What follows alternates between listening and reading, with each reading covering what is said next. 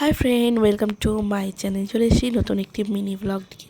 এটা ছিল 11ই ফেব্রুয়ারি, শালকিয়ার সবথেকে বড় অনুষ্ঠান শীতলা মায়ের স্নানযাত্রা।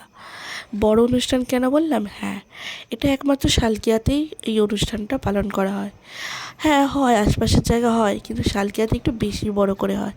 আর শালকিয়াতে যেহেতু আমার মামার বাড়ি, তাই জন্য আমি তো কোনো বছরই মিস করি না, আর চেষ্টা করবে তো তাই হয়। যাই হোক, যেটা বলার ছিল, এটা হচ্ছে শীতলা মা।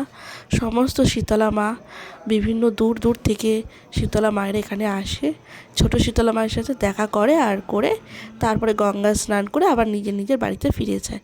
আর এদিকে দেখো মেয়েটা কী সুন্দর দুটো ঢাক কাঁধে নিয়ে বাজাচ্ছে, দেখে খুব ভালোও লাগছিল। কত মানুষের কত ট্যালেন্ট থাকে না, মানুষ সেগুলোকে দেখায় না বা প্রকাশ করতে চায় না।